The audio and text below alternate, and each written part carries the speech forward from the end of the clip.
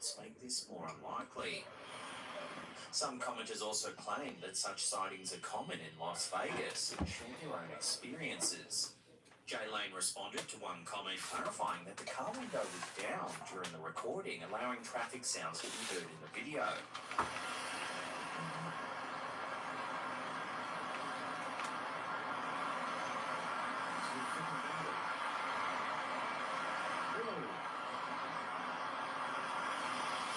Despite the theories, the reel remains cryptic, leaving viewers captivated by what might have been captured lingering in the Las Vegas skies.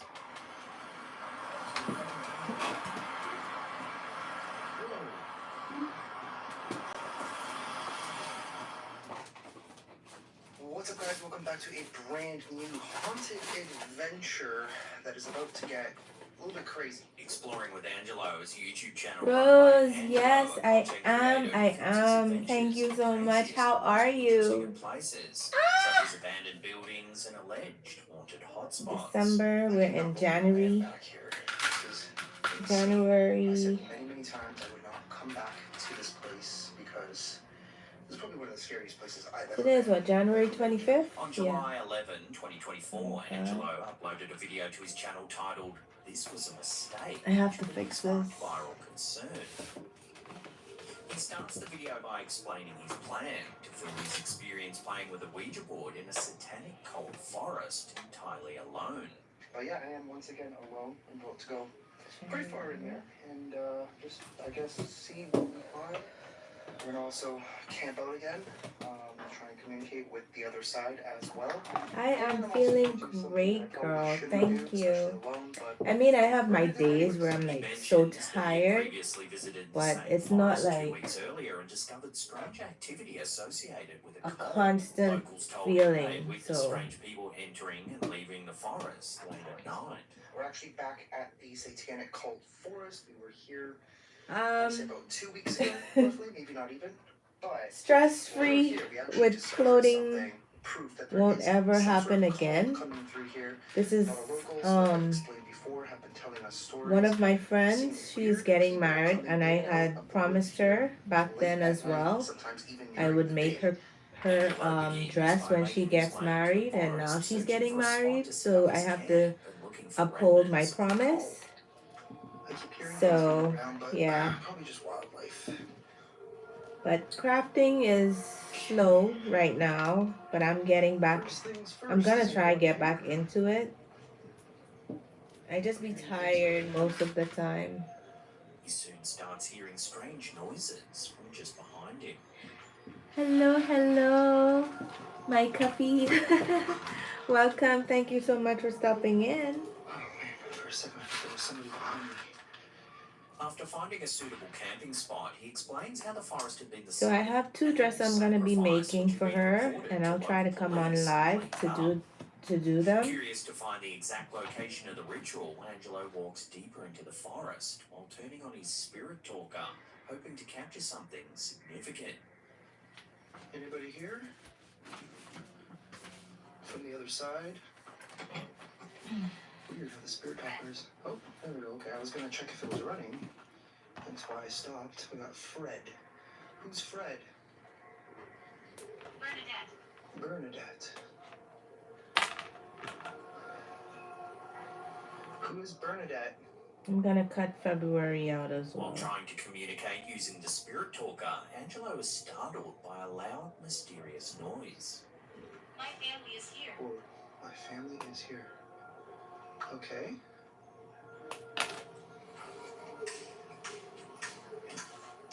What is that? What is that noise? Hello? Thank you. What the hell? That was loud. Convinced it couldn't be an animal. Girl, thank you. It's not a wedding dress. It's just a reception dress and engagement dress. I am not doing wedding dresses. It's a lot of work. So I can't do wedding dresses. She already ordered her wedding dress somewhere, so that worked out perfect for me. And somehow I already have to change the battery. What the hell? This thing was just at like 75%. I can't do wedding dress, so. Okay, Well, changed the battery. I don't know how that battery died that fast. That was odd. Seems to be getting battery drained from something. Can Which, to be you honest, doesn't happen very often with this particular camera. He continues walking, recounting how someone had performed an animal sacrifice and killed a dog in the forest. It's sad to say it, but somebody Yeah, I basically am murdered a not dog. in the shape for wedding It's just dresses messed right up. now. I don't know why. Like, why would you murder Not in the a shape. freaking dog? Eventually, Angelo finds the spot he believes to be the site of the ritual. So I'm not sure exactly which spot they found this thing in, So my table is warped. but it was somewhere. My cotton mat is warped because I always of get the heat. feeling that I there's, tried to fix it earlier, something really but sinister about this particular area. I think He mentions feeling an eerie I vibe didn't about the take particular enough area of the time to forest let and it decides to return lay back to his flat. camping spot. So On his it way went back, back. Angelo hears the same strange noises So again. let's figure out this measurement first before we cut anything. Let's see what we get. What the hell? Oh, what the fuck is that? Let's make sure we get this measurement right. So shoulder width. Once back at his camping spot, Angelo notices a strange smell emanating from the forest. That's weird. Okay. So We're gonna weird start with smell like now? the bottom of the dress I don't know what first. that is. Angelo soon starts using his Ouija board. Please come through and communicate with me either through this or the board directly. Let me show you what I'm making for her so you can see.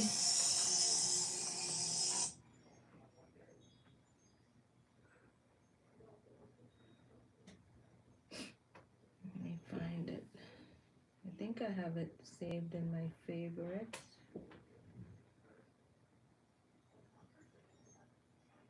I think I did.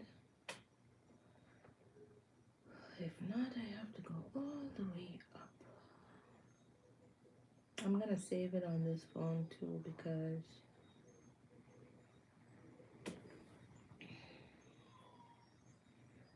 oh, here it is. Okay, let me put it in my favorite as well.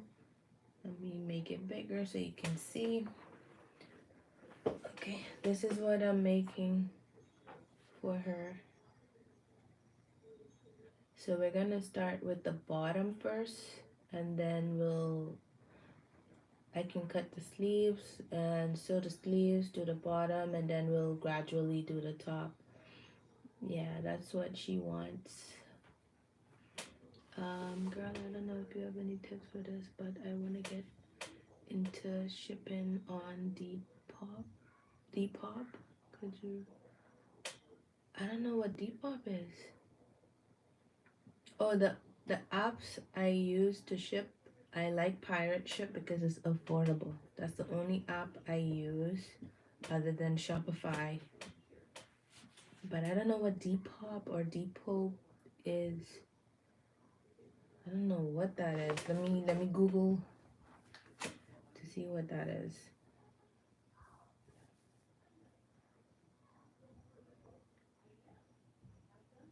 Ah, it's an app where you sell things.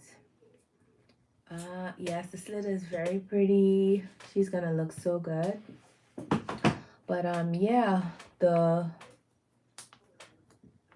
I didn't know. I just looked it up. Yeah. It's kind of like there was a site that not a site, an app that I used to do that on. But either way, I used Pirate Ship. If I'm gonna like ship stuff out of Shopify, I use Pirate Ship. Or I just go directly to the I don't ship through the post office anymore. Pirate Ship, yes. I've heard of that one before. That's the only one I use. Or I don't ship USPS anymore. I ship UPS now and FedEx. USPS is too much hassle. Yeah. There's another one I remember. Ship Station. I remember that one, but I've never used it. Ship Station. I remember that one, but I've never used it myself. So yeah, Ship Station. I can't tell you what's it like. I don't know. Okay, so let's continue listening. Following the rules of the board, he asks if someone is outside of his tent.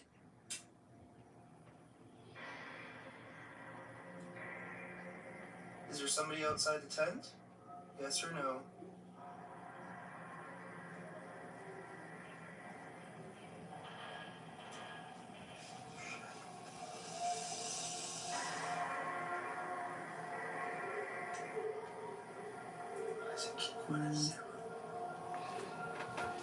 You're welcome. I hope it helps. I know it wasn't much.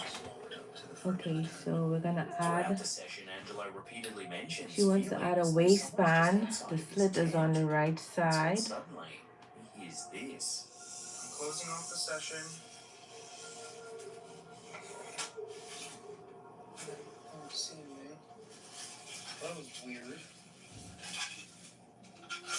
It literally walked as it walked. It literally sounded as. Stacy. What the was that? Despite his growing anxiety, Angelo continues using the Ouija board. Alright, I'm opening up this Girl, good luck. communication Good chain luck with you on again. He begins receiving your cryptic your responses, what do such you as call 0 it? and 1, over and over They have a again. word for people who does that, but good luck on starting, you know? Doesn't make any sense. Yeah, good luck on Depop. Yeah, Ship Station, that's the only other one I know Okay, what? apart from Shopify. Seconds later, another noise startles him. Okay, so we're not dealing with the top, we're dealing with the bottom. Oh my. 7, Okay, 11 what and a half is at that? the right. What keeps doing that? He checks outside, but finds nothing. Left 11 and a half, right is 8. This is trippy. He then decides to set the Ouija board aside and uses the necrophonic app instead to try and communicate. 34, 31. Is there anybody here right now? Something really weird was coming through on the board. Can you tell me what it was? It's 21. Okay, that's a sleeve. After some time with the app, Angelo tries to look outside once again when this happens.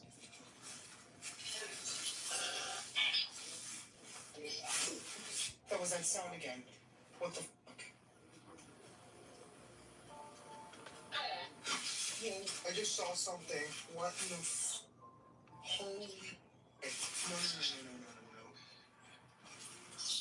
As he panics and makes his way out of the forest, Angelo begins smelling that strange odor again and feels like someone's following him out of the woods. Okay, something's All right. weird now all of a sudden. Okay, so let's set this aside so I can still see it close. And we're gonna start cutting. Oh, I'm panicking. In his conclusion, Angelo states that he needed to reconsider ever returning to the forest ever again. She wants an off-white satin fabric. The video has So sparked this is the widespread fabric concern she for Angelo's chose. safety. Viewers Because she's praised his going for a bravery, but vintage were look. horrified by the details of the animal's sacrifice. I gotta make which left many sure feeling disgusted I'm and using the disturbed. shorter one for this So part. what really happened in this rural forest? For now, the incident will have to remain a complete mystery. But I always get the feeling that there's something really sinister about this particular area. On December 22nd, 2024, Justice Chu posted a TikTok video that quickly went viral, amassing over 6 million views. She had been recording her baby crawling on the floor when an unsettling event unfolded. Take a look.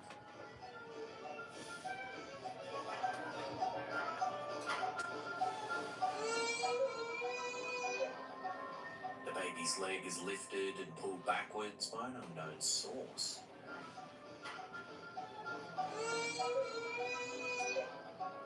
What makes the footage particularly eerie is the baby's startled reaction.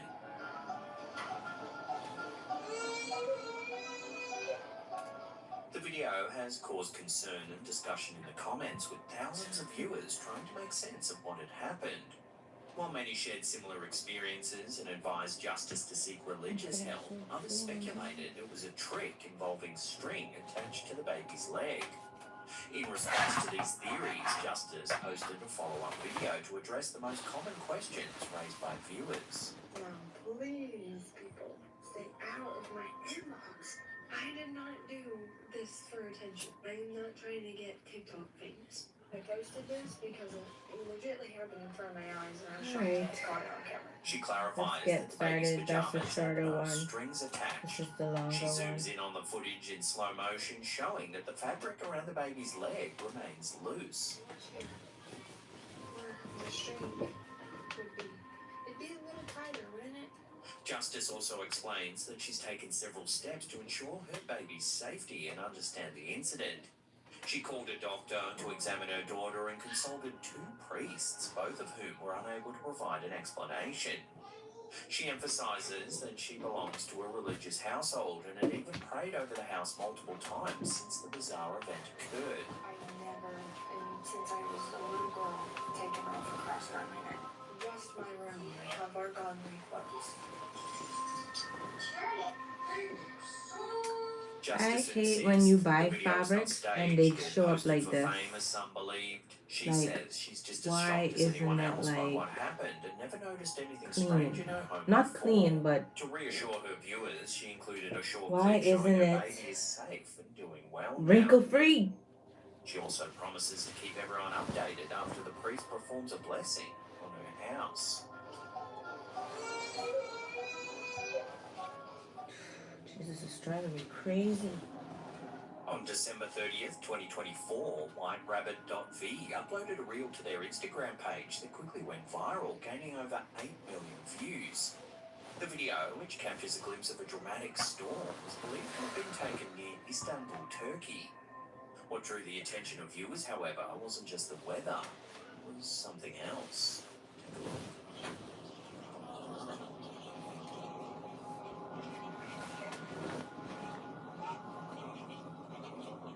The video shows a dark, unusual face suddenly forming in the sky.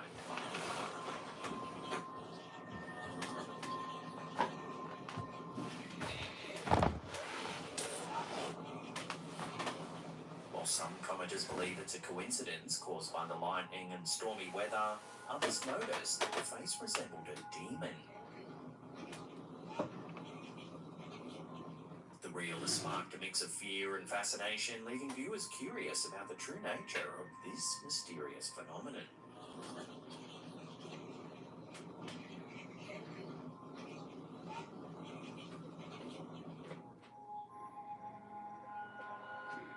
On December 31st, 2024, Mania UFO, a popular user known for sharing content about unidentified phenomena and mysterious footage, posted a clip around 1 minute long that quickly attracted significant attention.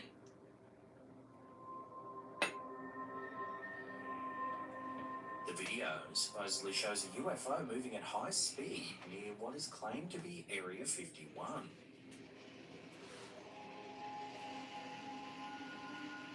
A bright blue beam can be seen glowing near the mountains. However, many viewers questioned the authenticity of the video, pointing out that the location is unlikely to be Area 51, given the restricted access to the property. Others speculated that the footage might just be fake or created using CGI. The brief clip has raised questions, with many speculating whether it's a camera glitch, a fabricated video, or something more unexplainable.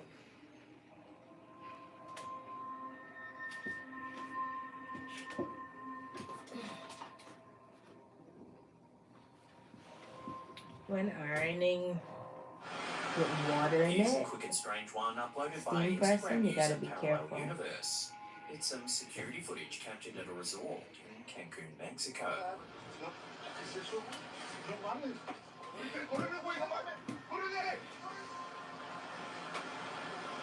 The brief clip appears to show a strange creature in the background.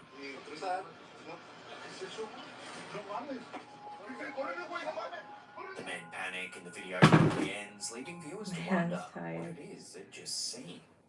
Many commenters think the footage is just too convenient and planned out. The placement of the security camera raises suspicions that the whole thing's just a setup. Still, it hasn't stopped the clip from going viral.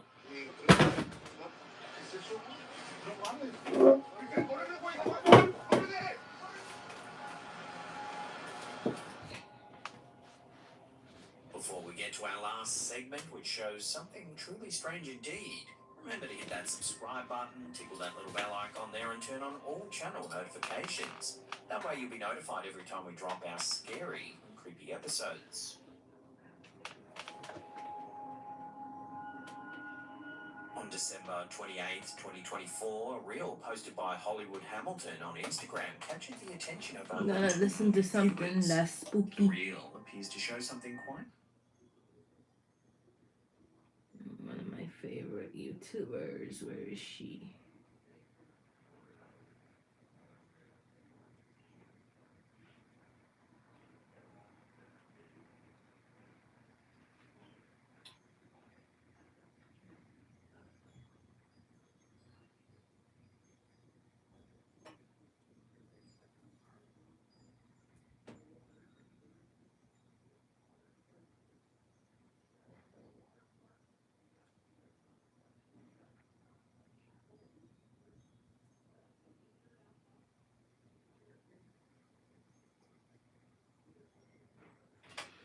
CC less than 3. Where are you?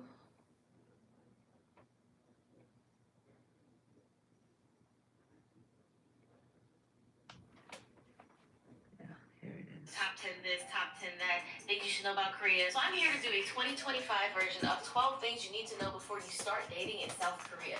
And I always use 12 because it's Namjoon's birthday and I'm a weirdo. Quick disclaimer though, no group of people is a monolith. The things that I'm going to point out in this video is not about every Korean person. This is just about what I've seen, what I've experienced, what I've heard. Though I think the whole list is pretty insightful, I think 1 and 2 you'll find particularly interesting. So stick around to the end so you don't miss what they are. I also want to let you guys know that I just uploaded a sort of like extended uncut version of my clubbing vlog that I uploaded on Patreon. I don't have to worry about being copyright claims and stuff, and if you can see the YouTube version, the copyright claims kicked my ass and I had to shorten a lot of the clips and it looks a lot more random and it's really annoying. I also uploaded a story time about a girl who hooked up with a guy and found out he was in a cult, and that's why he hooked up with.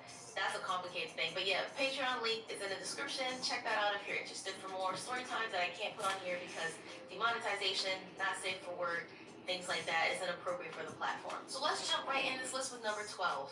One thing I think you'll experience when you come here is there is a difference between Korean people and like Korean abroad people. Koreans who've studied abroad, worked abroad, lived abroad for months to a few years versus Koreans who have never really left South Korea, save for a trip to Japan, a trip to Hong Kong, a trip to Indonesia, things like that. I think a Korean person who was like sent by their parents to study abroad, work abroad, live abroad, or whatever, just tend to be more open-minded, more interested in other cultures, and also more understanding of people who come from a different background than them. Because you have to remember, Korea is a very homogenous country. So people who have similar experiences, similar history, a similar structure just tend to be more like-minded and more similar to each other. You know, they're more traditional, more conservative, but when you mingle with people who come from different backgrounds, different countries, different orientations, different types, different histories, you tend to be more accepting and understanding of different types of people because you're exposed to it. And I think as the world just in general becomes more connected with each other, you do have Koreans who spend a lot of time abroad, and I feel like that makes them more open-minded to different types of people, less traditional and less conservative. So that is one thing you should really keep in mind when you come here and start dating and making friends and all that. Number 11, I hate to break your hearts, but you should expect ghosting. He's a victim. Now don't get me wrong, I am fully aware that ghosting is a worldwide phenomenon, but ghosting in South Korea is actually insane. You can go from constant communication, lots of flirting, Much lots of faster. emojis, can't wait to see you, and then suddenly just nothing. Suddenly they're too busy. Suddenly they're always busy. Suddenly you're left on red, and then suddenly you just don't hear from them anymore. I feel like with my experience, dating in the West versus dating here, dating in the West, you can kind of get a feel that it's going that way. Whether they say something that rubs you the wrong way or you say something that rubs them the wrong way, and it starts to wane. Like you can kind of see, like, okay, I kind of saw that coming. But over here, you can literally say, oh my God, I can't wait to see you tomorrow. And they'll say, yeah, I'll see you soon. And then you never hear from them again. But the thing that always blows my brain is they usually come back eventually, whether it's weeks, months, years later, acting like they never left. Like, hey, how you been? Huh? What? Who are you? And then they get offended when you don't remember them. And I think that has a lot to do with maturity. Now, again, I'm not trying to say like I think Korean people are immature or anything like that, but I do think younger Korean men, or not even just younger necessarily, because we all know that women do mature faster than men. Like, them's is the facts. But I feel like oftentimes men just don't like to face an uncomfortable situation or have an uncomfortable conversation, so they rather just ghost and avoid the whole situation. Whether they're losing interest, whether they found someone else, whether you said something they don't like, or whether they're just insecure with their ability to communicate with you and they just don't want to have to deal with it anymore. They'd rather just ghost than say that. I feel like the thing that makes Korea so unique in this regard is there's a lot that happens in a little bit of time. There's a lot of love bombing. 사랑해, 사랑해, 사랑해, 사랑해요. 알았어요. 사랑해. There's so much initial interest and there's so much communication. Did you eat? I hope you slept well. Wear layers, it's cold out. Things like there's so much care and concern. And then suddenly it just goes to nothing. And it just leaves you like, what happened? What did I do? I don't understand. And I do feel like the language barrier definitely makes it a lot more difficult. More on that later in this video. So yeah, ghosting is something to expect. Don't beat yourself up about it. It's actually pretty normal here, unfortunately. It's not you. It's the culture. Number 10. I think this is one that's really relevant for these days. There are a lot of young men in their 20s and their 30s who seem to express openly misogynistic views. And again, I know it is not uniquely a Korean situation because this is kind of a global thing we see happening where as women have like options to choose and become more picky and guys don't guys don't like that. Guys don't like being told, oh, you're too short for me. You don't make enough money for me. I expect you to be exclusive. Like, why are you talking to these other girls? Like, there's whatever reason a girl might have for excluding you.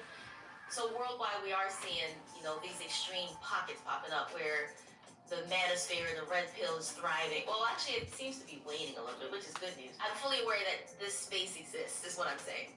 Yoon did run an openly misogynistic campaign, and he won, promising to dismantle the Ministry of Gender and Equality, things like that, and he denies that there's a gender issue in this country, despite the fact that of all OECD nations, South Korea has like the widest pay gap, the lowest women rights, things like that, But Yoon was impeached. He was arrested last week, and you still see a lot of protests going around where people, typically younger men, are supporting him and protesting and gathering in support of him. And I actually had a conversation the other day with one of my friends where he asked me, so I'm curious what some stereotypes are some newer stereotypes that people have about Korean men.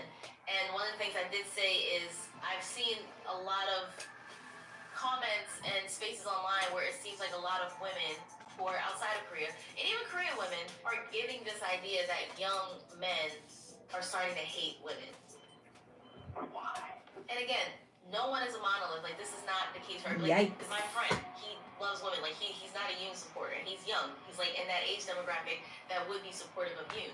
So it's not a monolith. I'm not trying to say everyone feels this way. There is a sizable, notable group of the population that does support him and have these views. So that is another thing to keep in mind when you come here and if you want to start dating. Like, it seems like women are definitely against him and celebrating the fact that he's arrested and impeached. And there's a lot of young men who are upset about this. So, the more you know.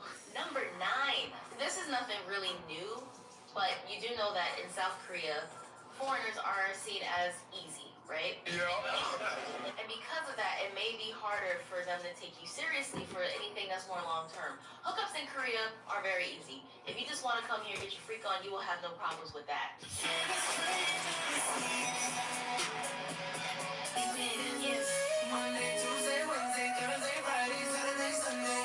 Go on Tinder, go to the club, it'll be easy. But if you Club. want to have a relationship and plan something and work on a future, that's going to be a little more difficult as a foreigner. Korean women tend to be a little bit Okay, now slower this is more like it. with physical activity and stuff because they don't want to be seen as quick or easy. And I'm just adding this on the list. Like, if you do want to be taken more seriously or seen in a more serious way, personally, I recommend following the Korean woman's approach on this. Just go a little slower. With Even when you physical slow it, activity. some men Number will 8, just the wait gender on roles in you. this country. It doesn't Again, I matter feel if like you're slow or gender fast. They'll globally is wait. becoming a more I've seen relevant stories topic, like but I feel men like wait specifically here like in Korea because months. there's such a traditional And when you expectation for men and finally women do the that is do, still pretty stagnant even in 2025. But he's not a every day because phantom. some things have It's changed. just Again, what it we're is. working our way down the list. But I feel like It as is a what it woman is. here, if you do become more seriously involved with the man, like if you get married to him, if you have kids with him, your identity kind of regresses. Like, for example, you become known as Bang Chan's wife, or you become known as Yeonjun's mom. You're no longer just you. Like, you're still expected to do the cooking, the cleaning, looking after the children primarily, but also in this economy, you have to find a way to be able to work too. And it's not only that. Another thing that I think makes it is pretty unique to like Asian culture in Korea is you're not only expected to look after your family, you're also expected to look after your man's family, your significant other's family as well. That is one of the reasons that a lot of women these days in Korea say they're so hesitant to like get involved and get married and have kids because you lose your identity. You're expected to take care of everyone else and sacrifice you. And again, this is, it's been that way. Even in the States, it used to be like that. I think in the Western countries, it's becoming a lot more 50-50, partner-partner, not women should do all this and men work because in this economy, women also need to work. Like, there is that foreigner allowance. If you are a foreigner, you're watching this video, you're most likely a foreigner. You may not have those same expectations, but just know that if you're like good at Korean, or if you've been here a long time and you're familiar with the culture, then you may have those expectations as well. Number 7, I think this one is really important. Ladies, I know most people watch my videos are women. Ladies, do not be afraid to make the first move.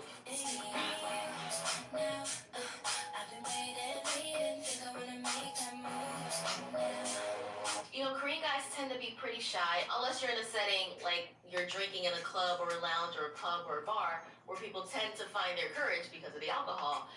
They may not approach you to make the first move even if they like you and are interested in you. From my experience, they find it pretty refreshing when you make the first move and when you ask them out. Even in the story times we shared on my channel, where the girl is like, oh, I asked him out and he was so caught off guard, but he was happy I did because he wanted to talk to me too, but he didn't know how or what to say. He didn't think I liked him, so he was happy that I went to talk to him first. That's been my experience. That's been the experience I've heard from you guys when you send in your stories. That's what I've seen and heard from the people I know living here now. And it's even better if you can approach them while speaking a bit of Korean. Because they may be insecure with their English speaking skills. So like if you don't speak someone's language, it is very intimidating to try to go to them and approach them and ask them out. Like that's scary. So yeah, I know traditionally a girl expects the guy to make the moves, but it's 2025, let's change it up. They actually like it when you ask them out too. Number 6, one of the things that I feel like is really changing is traditionally, especially in South Korea, on the first date, the man always pays. Like that's just how it's always been. And from my experience, they used to be kind of offended if you offer to pay or split it. They used to be like, no, like I'm the man, I'm paying. But these days, daro juseo. It is becoming more likely for the man and the woman to split it on the first date or take turns treating each other. Like if the man buys the meal, you offer to buy the drinks or some snacks or dessert or tea or whatever. Again, the friend that I met up with the other day, I hadn't seen him in years. And when we first hung out, he was explaining this. That's one of the reasons I really like hanging out with him. Like he updates me on what's going on. Like he just talks to me about how things are changing and how life's been, and we kind of do that for each other. So what his reasoning was is he said that younger people find it more difficult to earn a salary that's livable also while having time to work and go out and live your life. Even when we met, we took turns paying. And he was like, these days it's just like this. Because I paid for the tea and then he paid for dinner. And he said, like, that's just kind of how it goes these days. So while you might meet a guy who will pay for you and offer to pay for you, don't expect that. And don't think it means they're not interested in you necessarily, because it could just mean that, listen, it's hard out here. I'm not making enough to pay for yours as well. And if you do find a guy that takes you out and pays for it, just make sure you offer to get the drinks or to get next time. Like, next time it's on me. Numero cinco. I feel like it has been my personal mission statement for this channel. This is my statement. I want everyone to come to South Korea for themselves. If it's where they want to be, if it's what they want to do. I want you to visit this country for yourself. I want you to experience this country for yourself. But what I don't want you to do is expect the dreamy K-drama opar or these idol princes. Done.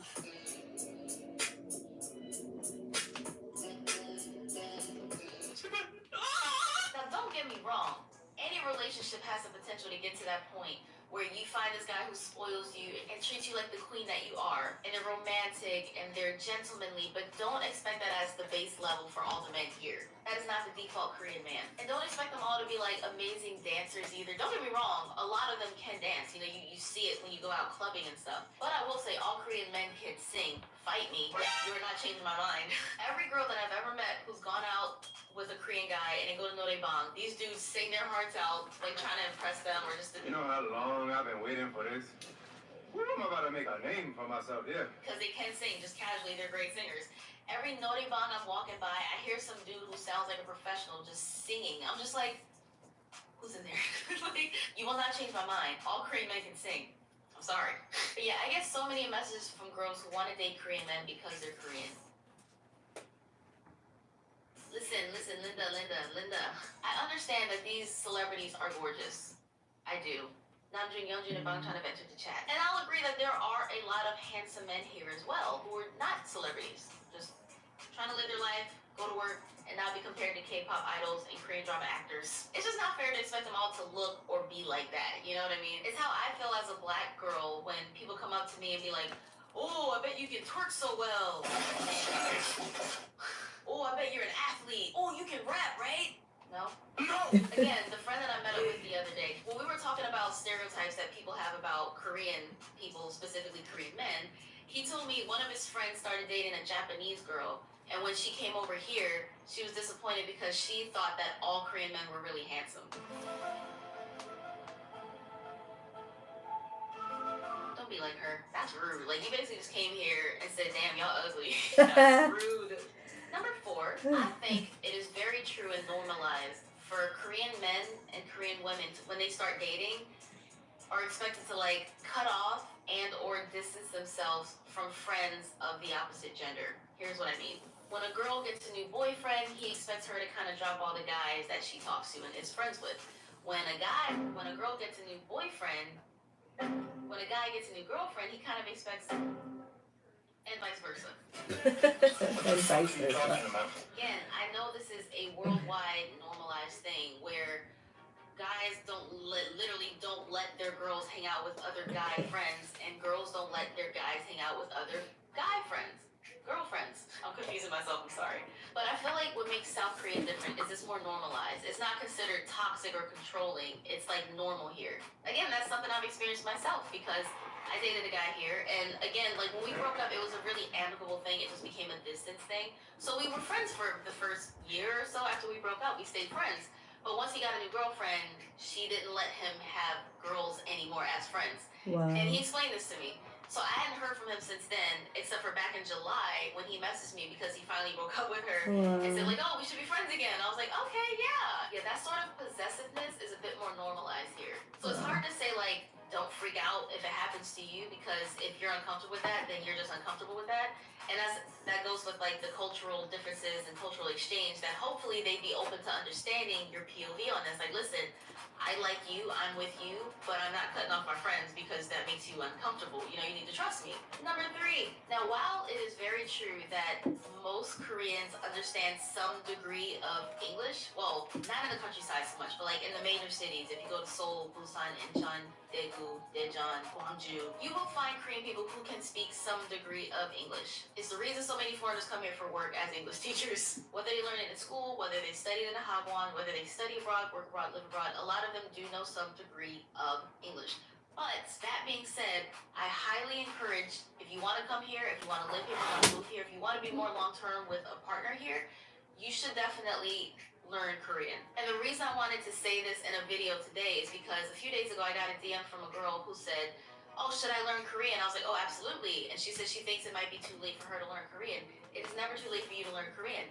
For one, if you speak Korean, it opens your dating pool. You know, you don't have to only find a Korean who happens to speak English. You can date anybody. Look at Megan Bowen. She's with a guy, or Megan Moon, with a guy who doesn't speak any English at all. Not only that, but it really goes a long way. Like when you start to speak a little bit of Korean, Korean's like, oh, like they're impressed and happy that you know the language, or you're taking efforts to learn the language and assimilate and fit in. Better communication makes for a better relationship, period, overall, end of. And I think it also goes a long way to being accepted by like your significant other's family and parents. If you speak their language as well, they can talk with you. They see that you're making that effort to be a part of the family. So I will always encourage and recommend people to learn Korean. You don't gotta be fluent, though you should aspire to that. Just be as good as you can be, but don't ignore it completely. Like, don't come here and say, I don't need to learn it. I highly recommend that you try. Number 2, and this is a weird one for me, but again, it is one of the things on this list I think is most important. Unfortunately, it's very superficial, but pretty privilege is alive and well in 2025 in South Korea. Firstly, can we like normalize calling ourselves pretty and attractive? It feels weird. Like, am I the only one that finds that weird to say out loud? Like, I think I'm pretty. I don't really need anyone else to agree but me and my mans. And my man. Thank you to my man. The last few times I was here was COVID. We were masked up. Nobody could really see each other's faces in public. And I do feel like now that mask off, we can see each other's faces again, and I think it's very relevant. The amount of Korean people, specifically Korean women, who have come up to me just to tell me they think I'm pretty is a culture shock.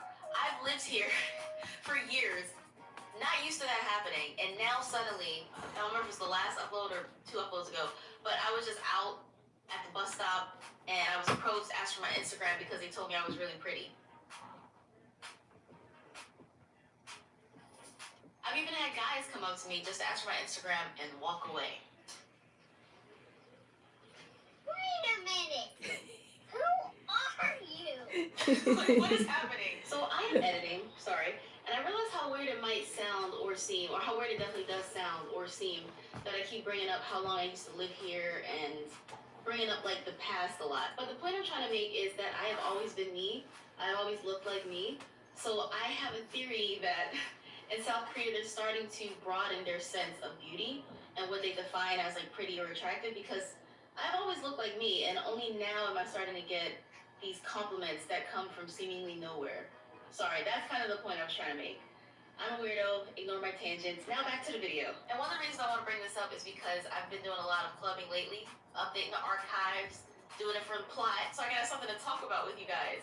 But I've been told over and over, time and time again, from various foreign friends, that, oh, if you go out and you're a really pretty girl, especially if you're like a group of 4, then they need you in their club. Like, they pull you in their club. They want you in their club.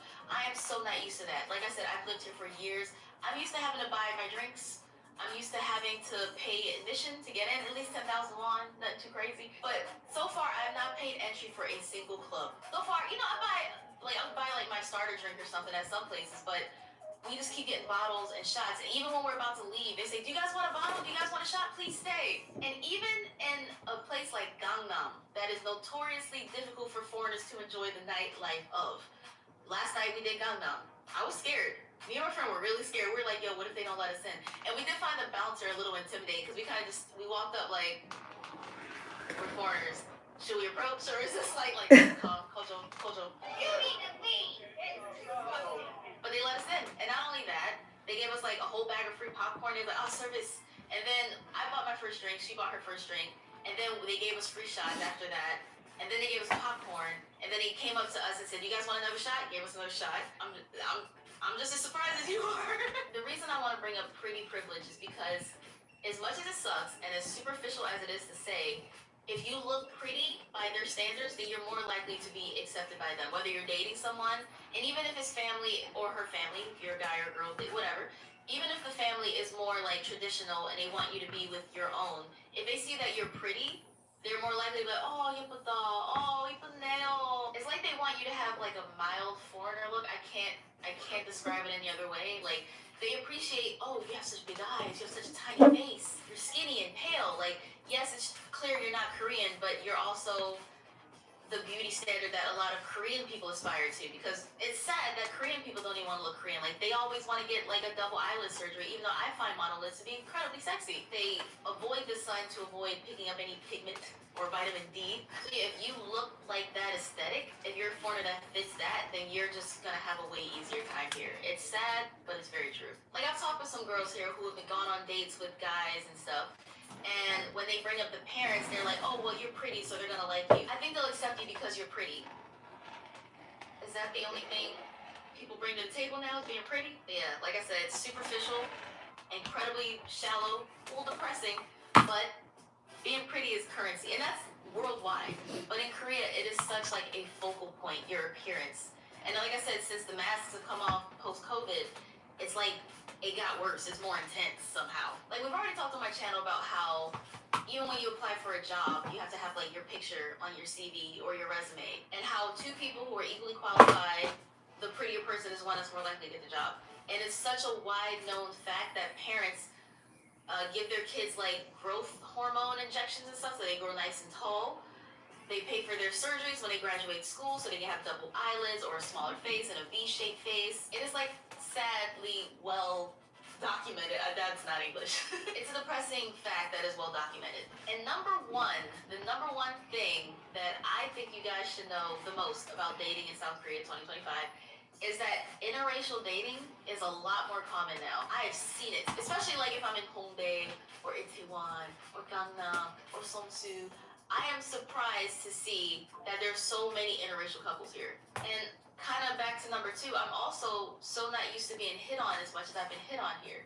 Like I said, I have lived in South Korea for years. 2017, 2018, most of 2019. I skipped 2020 because COVID. 2021, I was here for like 5 months. And 2022, I was here for like 3 months. So I spent a lot of time in South Korea. For this time so far, I've only been here for 2.5 weeks, and I've never been hit on so much in my entire life. And Korea is traditionally very conservative, very traditional. You obey your parents, you obey their desire, you do what they want, they know best, sort of thing. But I feel like these days, a lot of younger Korean people just want to make their own choices and their own decisions, and like, my parents will come around eventually, sort of mindset and mentality. These days, they're a lot more interested in cultural exchange, language exchange, getting to know people from different backgrounds, trying something different, trying something new.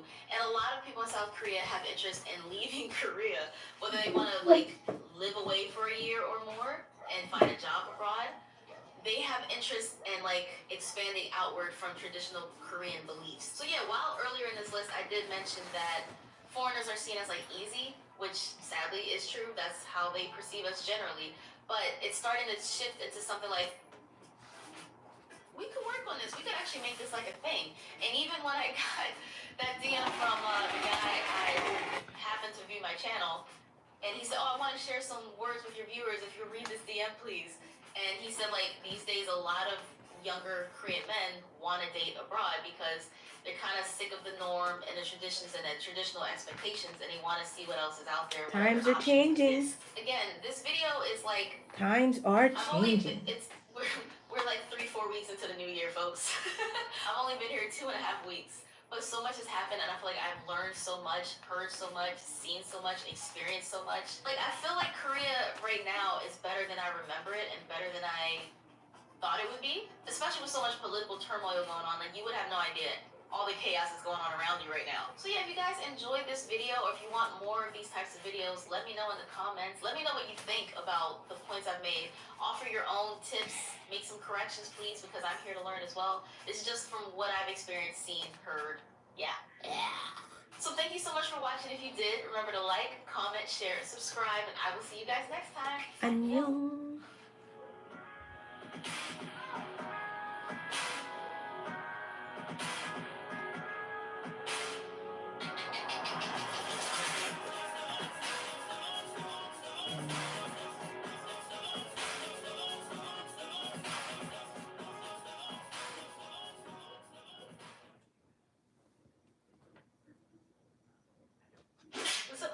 CC Listen Through. Welcome back to my channel. Thank you so much for clicking on this video. So today we are back finally with the first story time I've done in like a month. Straight. I'm sorry about that. But in my defense, yeah, there's been so much going on. If you would like some other NSFW story times, however, I would invite you to check out my Patreon. The stuff that would get demonetized on YouTube, that's Patreon is where that stuff goes. Also, I just uploaded a clubbing in Korea update video. It's kind of like a story time about my experience clubbing in 2025, and also a bit of footage from the night out. Check that out. That was a really fun video to make. So for this story time, today's star is Joy, like inside out. She also says she needed a lot of joy to deal with her situation. She has the most wonderful fiance, the best soon-to-be father-in-law, but her mother-in-law is an absolute nightmare. So she did say she's been wanting to share this story for a very long time, but she's been hesitant for that very reason. She doesn't want to make even more of an enemy of her mother-in-law, soon-to-be mother-in-law. So the story is going to be about Joy, and we'll call her fiance Youngbae, because I like to give the good guys the name Youngbae. That's Taeyeon's real name. So Joy moved to South Korea to be a full-time English teacher at a hagwon. First she taught in Thailand, then she taught in China, and now she's teaching in Korea, and this is her favorite so far. She prefers the weather. She thinks the language is easier to understand. She likes the language more. It's more affordable, and it's also incredibly convenient to just be here, to get around, to shop, to live, exist, all that stuff, compared to China and Thailand, in her opinion. So as one does when one decides to move to a country and settle down and get established, she wants to start dating. So she went online, and that's where she met Youngbae. Now, she did say it is a lot of trial and error. It's a lot of garbage you gotta go through, but you will find that diamond. First, it was pretty slow. Like, things with Joy and Youngbae was a pretty slow burn. Like, at first, it'd be days without either one of them replying to the other. And because he was slower, she didn't feel as motivated to reply back to him. She thought this might be another one of those things that kind of just dwindles down. Eventually, they ghost. But just when she thought things were going to die down completely, that's when Youngbae asked her out on a date. He said he can't tell if she likes him, so he's been playing it cool. And that's exactly how she was feeling. She's like, well, I couldn't tell if you like me, so I've also been playing it cool. But he did get to that point where he decided to just go for it and ask her out. And that's why he's asking her out what seems to be so suddenly. And she happily agreed because she did like him. At first, she said she thought he was a fuckboy. Like, she told him she thought he was a fuckboy. He was so insulted. He's like, what do you mean? She's like, well, you're handsome. You seem really popular with girls. And until now, you didn't really give much effort in talking to me. And she felt like he expected her to chase him, and that made her lose interest in him. But now that they got that all cleared up, they have a date planned. So as for the first date, she said, you know, it's pretty normal, nothing too out of the ordinary. Like, they had a great conversation, had a lot in common, got along well. He treated her to a nice meal. He looked good and he smelled good. That is why I take my time, y'all, because and he did tell her that I speaking was with her, gonna hanging out with her, try reminded him of everything he missed just from when he finish this studied off abroad. that And he really way, has and fun talking in I end English, up and he wants off to make sure he course a doesn't little lose bit. his English skill because it's a really important life skill. So at the end of the day, he escorted her home. Well, to the nearest station, because just in case he turned out to be a creep, she didn't want him to know exactly where she lived. So they spent that whole week still talking on the phone a lot, texting each other a lot of communication between the two of them. During that time, they decided to make another date for the upcoming weekend. So one of the reasons she felt bonded to him was because he says he really loves Titanic. That's like one of his favorite movies. He said it's something he used to like to watch and try to remember when he was practicing English in his younger days. And she's just like, oh my God, you're so babe. We have so much in common. So yeah, they end up going on a few successful dates, a few more successful dates. So as the weeks are rolling by, Joy decided that she kind of wanted to have Youngbae come over to her place, watch Titanic. A little ramen and chill. Basically, they was trying to fuck. But she wanted to make sure this wasn't just gonna be like a hookup thing because she actually liked him. And again, much to her surprise, before she could even ask him, hey, do you want to come over to my place and watch Titanic? He asked her to be his girlfriend. She was thrilled, and she asked him if he thought maybe it was too soon. He's like, well, it's not too soon for me, but I waited because I was worried you might think it's too soon for you. Said, in fact, he had wanted to ask her out weeks ago. Well, they're officially boyfriend and girlfriend, and now Joy feels like she doesn't have to worry about him just ghosting or this just being like a quick little booty call hookup situation. So when he came over, much to her surprise, they actually did watch the whole movie, and they kind of did like a practice, like you do his part, I do her part sort of thing, just to see who knew the movie better, who knew the most lines from the movie. And she thought it was cute because he wasn't just saying, oh, I love Titanic. Like, you know how guys will be like, I love The Notebook. It's such a deep, profound film. It's more than a chick flick. Like, to try and impress girls, but he actually liked Titanic. Like, he knew the lines. But yeah, while they were watching Titanic, they were also drinking some wine. So once the movie was done, and the wine had flowed. Joy, in the nasty Girl, nasty, up in the nasty girl. and young Bay.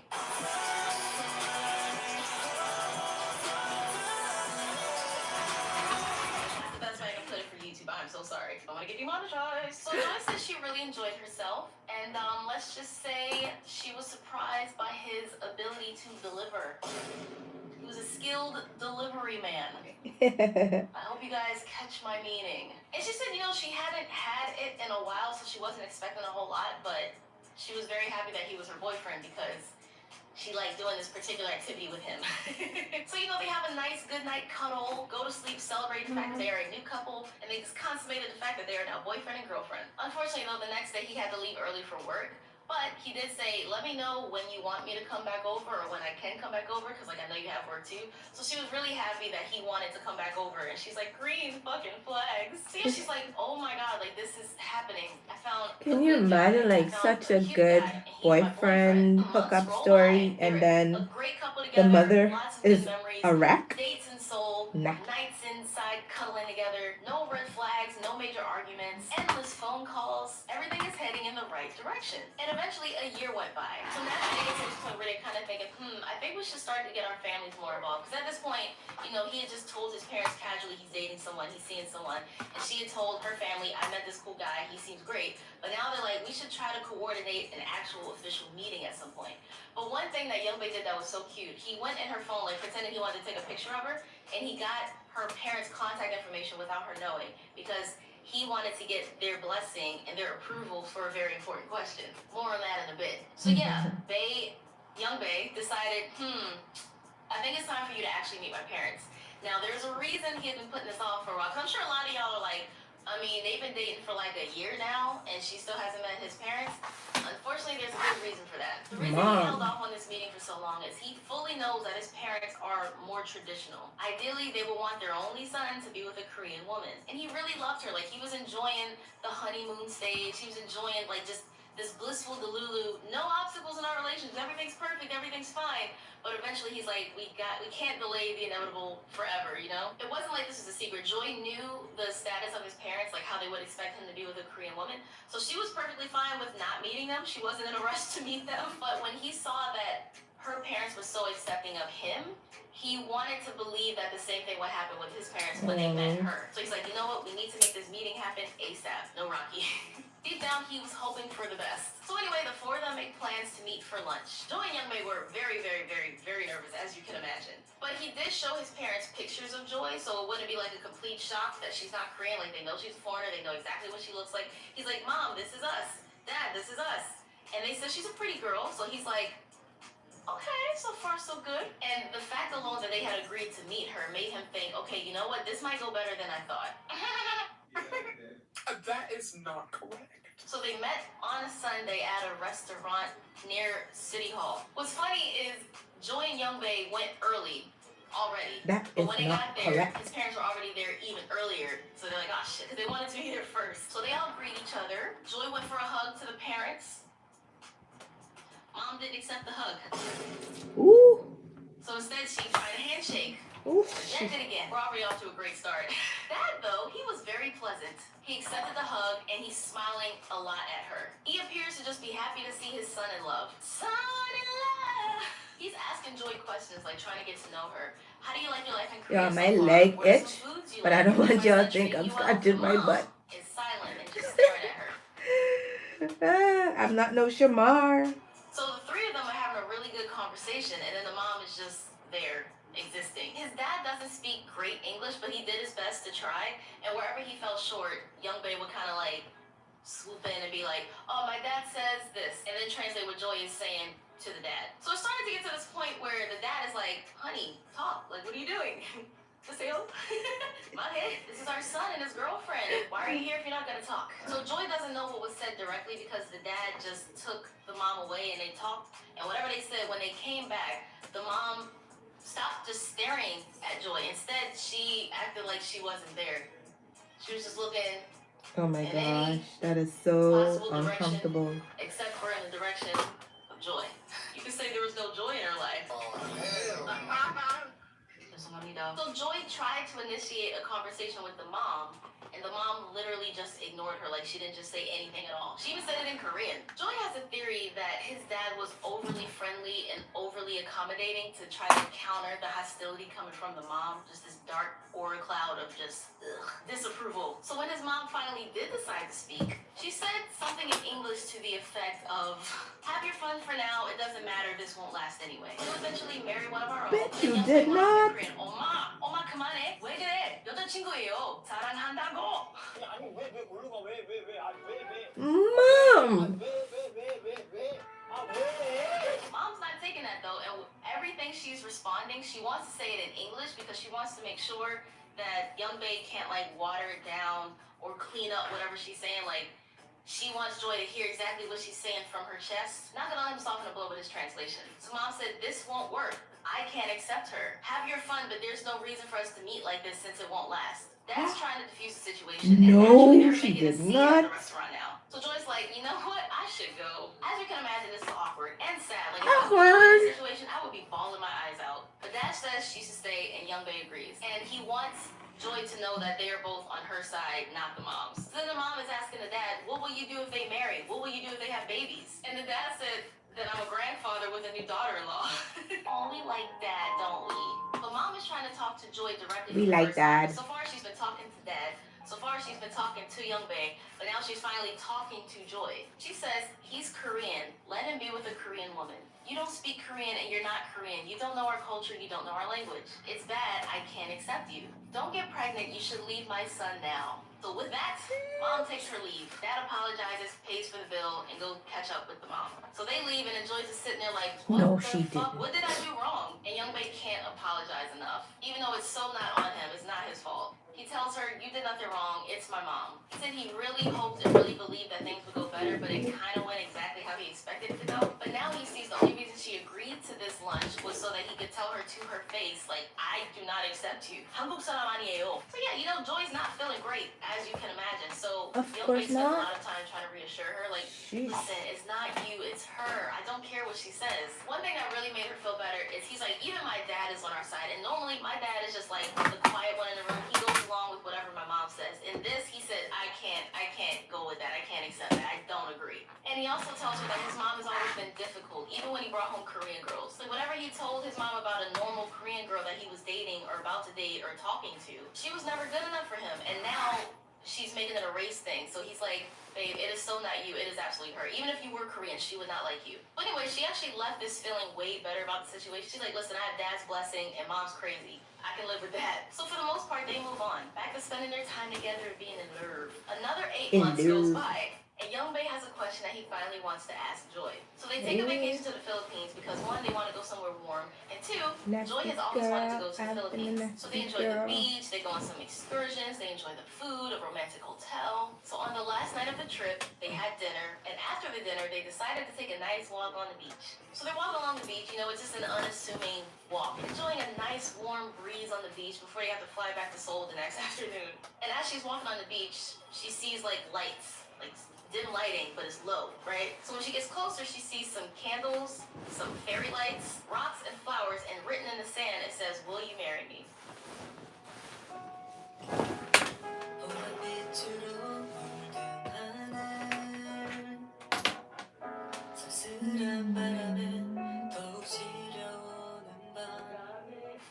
That's so cute. That's so cute. Because this was the last night of their trip, she was absolutely not expecting anything remotely like that. So naturally, she couldn't wait to video call her parents and tell them what happened. But what's cute is they already knew it was going to happen. Yet when he got her parents' contact information without her knowing, he was already talking with them here and there, and eventually he worked up the courage to ask them, like, "Can I ask your daughter to marry me? Is it okay? Will you approve? Do you accept?" You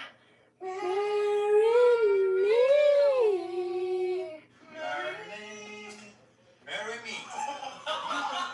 And what's cute is even the mom helped pick out a ring. She's like, "I know what my daughter likes. She'll like this one." So Joy's like, "Oh my God, how long did you guys know about this?" And they're like, "It's been about 3 months in the making." So then Young Bae decided to call his dad and let him know. She said yes. Woohoo, we're engaged. So then the dad asked if he could speak with Joy, and they speak on the phone. He's like, I just "Congratulations, love stories we like love you. that. We're so happy." And she found it funny that he said "we" because she knows it wasn't a "we." It was just a "you." Weakling. She knows good and well that the mom does not like her.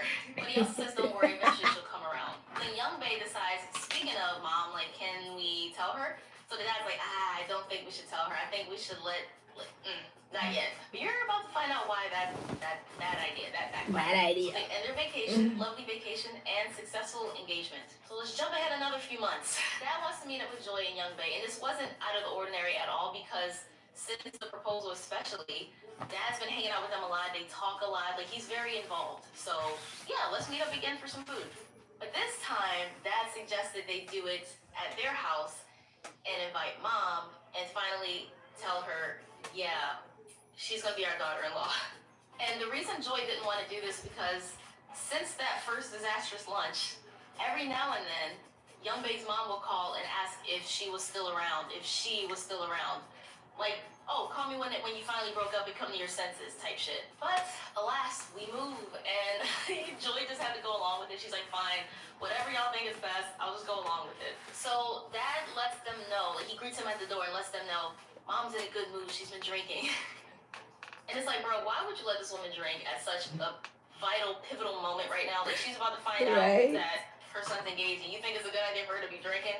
Spoiler alert, it's not a good idea. So when they first get to the house, Mom greets them both. This is the first time ever that the mom has, like, acknowledged Joy and, like, actually touched her in any meaningful way. Liquid. But then she acted like she didn't know who Joy was, citing, oh, I'm sorry, you all look same. Oh, is this nigga serious? No, she didn't. So yeah, she's like, oh, I'm sorry, I thought you were another one of my son's friends. She knew it was Joy. She knew exactly what the fuck it was. Dad's like, babe, you said you were gonna behave. What are you doing? But as soon as Mom clocks the ring, she loses it. She's like, what is this? Are you trying to give me a heart attack? Think of my health. I'll die if you marry her. And everyone is kind of over her at this point. She's like, when did this happen? And the dad said, it's been a few months. And she's like, you know about this too?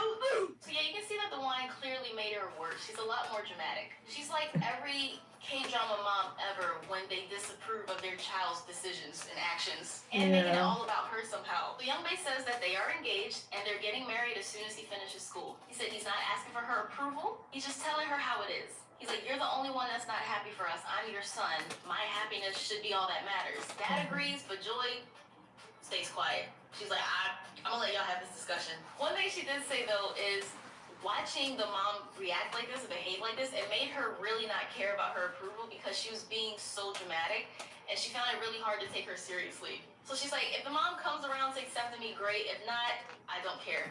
And she would just look down at her ring as like, you know, a reminder that he loves you and he chose you. Yeah. One thing that's sad though is they didn't even make it to the dining room table. Like, they did not have dinner. It got to a certain point where young Bae said, you know what, we're gonna leave.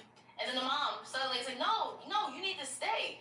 And he said, Mom, we're not coming back until you accept her. Yeah. And my man.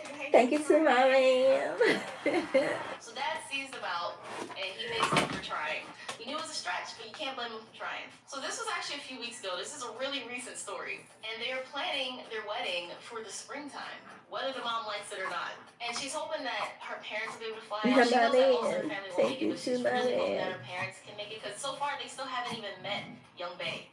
And so far, with the exception of young Bae's mom, everyone is happy for them. So yeah, Joy, oh my God, thank you so much for this story. I was a little worried, I'm not gonna lie, because like the header in the email had me thinking this was gonna be like a really sad, upsetting, depressing kind of story, but I think it was funny. And I think overall it's really positive, so thank you so much. Congratulations on the wedding. Yeah. You know, I'm here this spring. Can I come to your wedding? Can I come to your wedding? Be sure to check out the playlist at the top of the end screen. Stay tuned for more story times. Remember to like, comment, share, and subscribe. I will see you guys next time. Annyeong.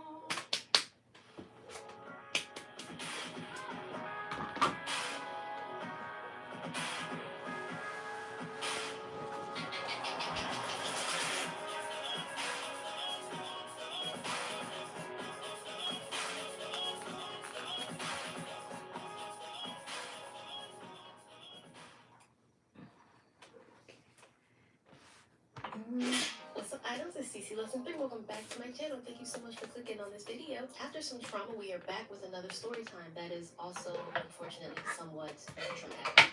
But in the end, it all worked out for the best. And that's one thing I really like about these stories. Like when you guys send in the emails, you're not pessimistic, you're not overly optimistic. It's so real. Like you guys tell me the good and the bad of the whole situation.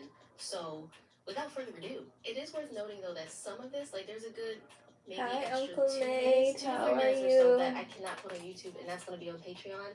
You'll be able to understand everything that's going on in the story without it, but if you really want to know exactly what she was dealing with, then patrons, please check it out. And if you want to become a patron, you can check out the link in the description. So this full video will be there ad-free, plus the extra 2 to 3 minutes of descriptive detail that's too explicit for YouTube. So for this story, we have a change because normally people say, I want to stay anonymous, I want to stay anonymous. But she doesn't care. She doesn't think she did anything wrong in the situation. Her name is Lana. She said we can call her Lana. Be on the lookout for her in the comments because she might be talking with y'all. Lana is a student in Korea. She's getting her master's degree. And it is funny because before she got to Korea, she was not at all like the partier, the clubber, the drinker. But she said it's just one of those things that you kind of learn to do with the Koreans. It's like the best way to de-stress. So she became a clubber and she drinks when she's too stressed. She said it's just part of the culture to her. So Lana was already talking with the guy that she likes. Like they weren't official, it wasn't boyfriend, girlfriend, or anything like that yet, but it was heading in that direction. So when she would go out to the clubs, she didn't really entertain the guys there. She wasn't on dating apps. It was nothing like that. It was just going out, drinking, having fun with her friends. So one night, she went out with 3 of her friends, so 3 Korean friends who happen to be girls. She's out with her friends, having fun, drinking, dancing with the girls, when suddenly 3 guys approached them. So remember, she's already happily taken. She likes the direction that her relationship with this guy is going. So she's just kind of like watching, like, oh my god, like having her drink and looking at her friends light up because they're talking to cute guys. But there's this one guy. He's not flirting with anyone, but he's staring at Lana. After staring for a bit, he decided to go up to Lana, ask her what's her name, how old is she, where is she from, yada yada yada, bada bing bada boom. But after a while, she's like, oh no, I'm sorry, like I'm not single, I'm not really looking for anything like that right now. I'm seeing someone, I'm sorry. But let's call him Lim for the sake of the story. He's like, oh, you know what, no problem, that is absolutely okay. We can be friends. I like to be friends. I like to get to know different types of people. So they agree to follow each other on Instagram. As you do with your friends, right? So for the rest of that night, unfortunately, it seemed like only one of her friends and one of his friends hit it off. So they ended up leaving together to what we can only assume was a local motel. They really hit it off. So we'll call this girlfriend Jisoo and the guy friend Jin. Jin is the realest of 3 You will see why soon, but he's amazing. Because Jisoo and Jin hit it off, it ended up being like this thing where Lim, Lana, Jisoo, and Jin would all hang out. Like they all became pretty good friends. And remember, nobody's in any official situation yet. Jisoo and Jin, nothing official. Lana with the guy she's been talking to, nothing official. So let's skip to about 2 months ahead. Lana and Lin were talking pretty regularly enough on Instagram. Unfortunately, things did not work out with Lana and the guy that she was talking to, and she was hoping they'd be boyfriend-girlfriend one day really soon. So now she identifies as single. Lynn must have found out that she was newly single, not seeing anyone anymore, because on her Instagram story she posted about it. Like her story said, sometimes you really want something to work out and it just doesn't. But she had nothing bad to say about him. It was their schedules. Like he was really busy with work, she was really busy with her studies. It just didn't work out. So Lynn DM'd her asking if everything was okay. She's like, yeah, I'm good, and she just explained the situation. So he's like, oh no, I'm so sorry to hear that. This girl I like is newly single. She's no longer seeing a guy. Now it's his chance. Or at least that's how he sees it. So he says that they should all go out, go to the movies, get some drinks, and have some fun. And she really needed a distraction, so she said, yes, absolutely, let's do it. And that's what they've been doing the past 2 months anyway. They always went out together. So it was the 4 of them again. Jisoo, Jin, Lana, Lim. And to the untrained eye, they do appear to be like a group of friends on like a double date. They all took pictures together. They were in each other's videos, on their stories. Like it was a very budding, happy environment. So they actually went to see the new Deadpool movie. You know how long I've been waiting for this? Well, I'm about to make a name for myself, yeah. And Lim was way too hyped. Like he loved it. Lana loved it. And it's one thing, you know how you like something a lot and you meme it a lot. Or brother, ooh, like when something's viral or you really like something and you just reference it throughout the day. So this is what they were doing. Like they were getting along really well and getting really close. In particular, one thing she really found funny that he would do, if you guys saw Deadpool, there's a scene, like I think it's mid credits or post credits. I appreciate you. Thank you. He trashed the villain, like he roasted her, even though he pretended he was so innocent and didn't do such a thing. And the guy, Thank you so much. like memorized that whole dialogue, and she was like, "Whoa!" So he would just say it, and it was funny, and they got along really great. Is what I'm trying to say. So at this point, it's been a couple months since they all met, and now that Lana is no longer with anyone, Lim decides to take this opportunity to ask her out one-on-one, like without Jisoo and without Jin. Now that's something they've never done before. Every time they've hung out, it's always been as a group, and it was very obvious, that Lim liked her, and she was always trying to be very open and upfront about what she wanted, what she didn't want, and quick to shut that down. Doesn't want to give him an inch because he'll take a mile. So she said no. She said she thinks it would be a bad idea if they hung out one-on-one. And she did say, to his credit, since that first night that they met in the club, he wasn't at all flirty with her. So part of her felt bad for telling him, I don't think it's a good idea for us to hang out one-on-one. So when he asked how come, she explained the situation. She's like, look, I just got out of this thing with a guy, and you and I are really good friends, and I only see you as a friend. I don't want you to get the wrong idea of me and you hang out one-on-one, because then that looks like a date. So he's like, no, no, no, of course not. How about we meet during the daytime so it's less date-like? It's just two friends hanging out. And to that, she actually did agree. She's like, look, I think he gets it. It's here in writing because they're DMing each other on Instagram. I think he gets that I don't like him like that, and I think he's okay with it. That is not correct. Nope. So he mentioned there's a cafe that he thinks she would like, and they should go check it out together. So that's what they do. So fast forward to the hangout. I'm working on a gown. Cafe, and everything is normal. Well, I shouldn't say gown, but an engagement dress for my friend. She's getting married So good. Then they talk about soon. Halloween will be fun this year. So Maybe we should do Deadpool and we should do Wolverine. And then they're like, yeah, that would be so much fun. But then again, oh my God, so many people will probably be dressed up as Deadpool and Wolverine. We should do something different. So then Lim says, maybe we could do a couple costume. Hold up. Wait a minute. And then Lana's like, oh, do friends go as couple costumes in this country? Again, Lana did not want to give him an inch because she knew he would try to take a mile. So then Lim says they're friends now. So we're in but the maybe when prepping Halloween approaches, stage. It'll be more than that. It was at this moment that he knew. He fucked up. She's like, oh, but we're friends, and you know that I don't want Prepping anything stage more than right that. now. So again, she keeps letting him know, I don't want anything more than just a friendship with you. And that's one thing I really can't stand. Like, why is it that no once is never enough, or very rarely is enough? I won't say never. You gotta be nice about it, and you gotta be repetitive and firm. Or they'll be like, come on, here's my thing. I'm sorry, little ramble. But like, I've been in situations before where I like a guy and they don't like me back. So I can only speak from how I feel, I suppose. But to me, if a guy tells me he's not interested, or he sees me as a friend, or he's seeing someone else, he's more interested in someone else, whatever the excuse or reason may be, maybe he thinks I'm ugly. That's fine too. I'm going to leave because it's embarrassing. Why would I spend my time trying to persuade you and beg you to like me? I just don't understand that. Like, if you don't like me, cool. I will find someone who does. So anyway, Lim says, well, you were in a relationship before. Now that you're not, your feelings will change. Oh! He needs some milk. Boy. She's like, okay, maybe it's like a language barrier thing. Because my feelings can change, sure. That's fair, I suppose.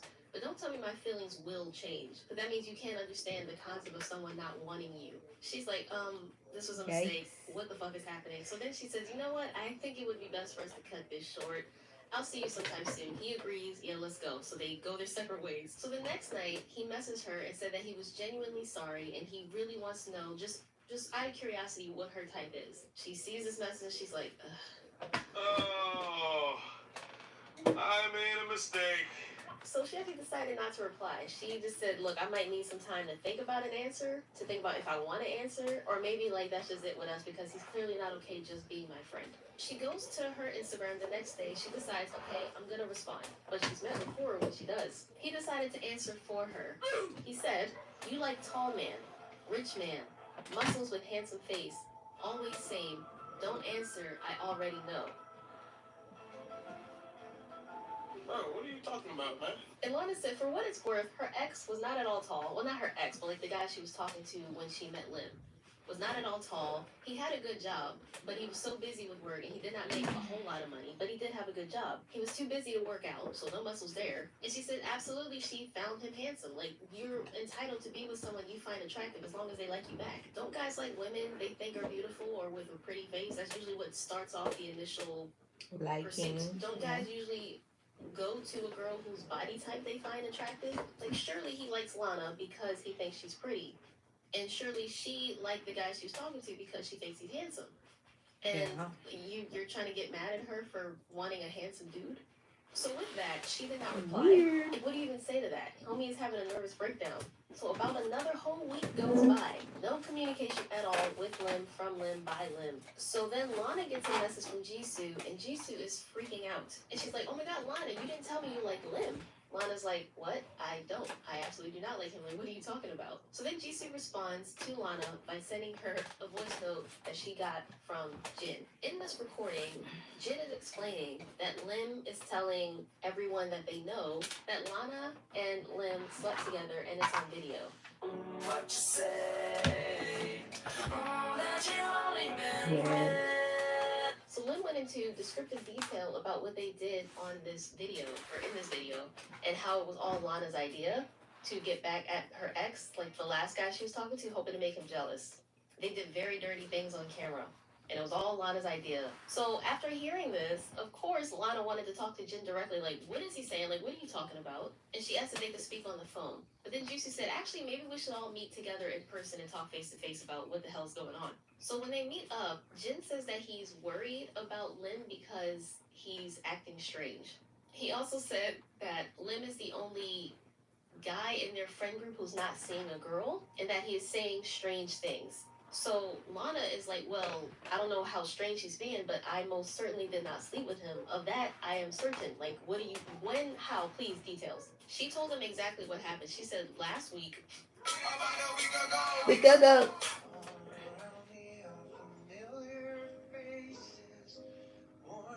me and him met up in a cafe. We talked about Deadpool Wolverine. He talked about couple costumes. He said that he thinks I will like him one day. I said I don't think that's gonna happen. And we went our separate ways, and he DM'd me asking me what my type was, and then he told me what my type was, and we have not talked since. And again, she has the DMs. Her story makes a lot more sense, plus she has evidence. So I don't have like a description of Lim, but I'm just gonna have to assume he's not the things he's describing and he's insecure about it. So when Jin goes into details about what he heard through Lim, it's insane, and it made Lana sick. Like, she was very, very angry.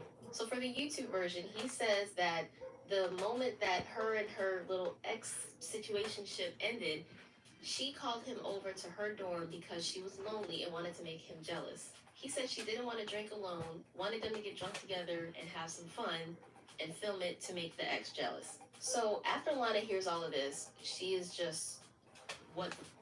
She messaged him and she said just that, what the f is wrong with you? You have no video because nothing happened, you weirdo. Like, why are you saying this? Why are you lying? And then he tells her that the video is easy proof. You lying. What does that even mean? Then he says she doesn't remember because she was drunk. So she's like, okay, cool. Show me the video. Show So me he the says, Carfax. make it real or everyone will see. She just says question mark. She's like, what are you talking about? So he repeats himself. Make this real or everyone will see. So she repeats herself, show me the video. So what she gets is a phone recording Deepfake. video on a laptop, and it's only 6 seconds long. But it was indeed her face doing stuff. And then he said, everyone will see soon. So with that, she knew exactly what was happening. Jin knew exactly what was happening. Jisoo knew exactly what was happening. Deepfake. This is a deep fake. He made a deep fake video. That's why he's never visible in it. It's only her. He's filming what she's doing. But it most definitely was not her. And it's so crazy because recently, like within the last month or two, sharing these deep fakes are actually illegal. Like, Korea finally made it a crime. You can go to jail for like 7 years for that. But this was over the summer, and it wasn't as heavily tracked and punished just yet. So she was sure there was absolutely a full video out there How about somewhere. a week ago? So then she freaks out. Could She's go. like, is he telling me that I have to sleep with him in real life? And threatening to make this public if I don't? But again, this dumbass is saying this in messages. Screenshot. So Jisoo and just say, we should take this to the police. We have evidence right here. You'll keep that. Jin said, let me talk to him first. Like, he's my friend. I don't know what's going on. So when he talked to Lim, he said, it's real. It's not fake. She's drunk and doesn't remember. So then Why Lon would says, you I can't wanna even have people have over my fun dorm. with I a have a roommate. drunk Like, person? how would this have happened? My roommate was just in the corner being That's quiet, taking and the advantage. background was not her dorm. Of that little 6-second video, she doesn't know where that was. So eventually the police did get involved. And when they searched his devices, they found the chat. They found like the guy who hooked him up with his deepfake video. It's like we talked about a few months ago now on the channel. where all it takes is like a picture of Photo your of face, you. a video of your face, and they can make you look like you're doing everything everywhere all at once. The four of them hung out a lot. They have plenty of pictures together. They have plenty of videos together. And also they follow each other on Instagram. He had access to everything he needed to have this video made. So according to Jin and Jisoo, the police made him delete all of this stuff. And his social media and internet usage is heavily monitored, well, I think for like the next 2 years. And he was Period. fined. It's a little annoying because if this happened a little more recently, he might have gone to jail, which would have been lovely. And what's even more fucked up is he's saying, make this real or everyone will see. Every Yeah. person he would have sent that to would have also gotten in trouble for having this. It's the same way like in the States with CP. They do not mess around with CP. If you have it on your phone, if you were sent it, you are getting questioned and you are in trouble. How you doing? All right, I'm gonna have a seat over in that chair, please. But alas, we ball. Lana is happy that this is done and dusted. She hasn't heard from him since. Of course he's blocked. She doesn't want anything to do with him. It is a little weird though, she says, because like Jisoo and Jin have now since become like an official couple. And it is a little frustrating to her because Lim and Jin are still friends, they're still homies. But at the same time, she's like, I don't really expect him to cut off like a good friend because of some girl he just met. Like we just met a few months ago. I don't expect him to take my side completely. He did help her get justice. But He that's said, a let's go to the police. He weirdo. helped her with all the translation and stuff, him and Jisoo. But it is disappointing that he might do this again soon. So, Lana, Yeah. I am so sorry this happened to you. Thank you so much for sending in this Yeah, story. girl. I just keep hearing about these horrible and scary situations that women find themselves in these days. Like, what is happening? There are so many good guys out there like Jin, but we need them to intervene a lot more often. So that is it for this story time. If you want to see more story times like this, binge the playlist. It's about to pop up on the end screen. Thank you guys so much for watching. If you did, remember to like, comment, share, subscribe, and I will see you guys next time. Annyeong.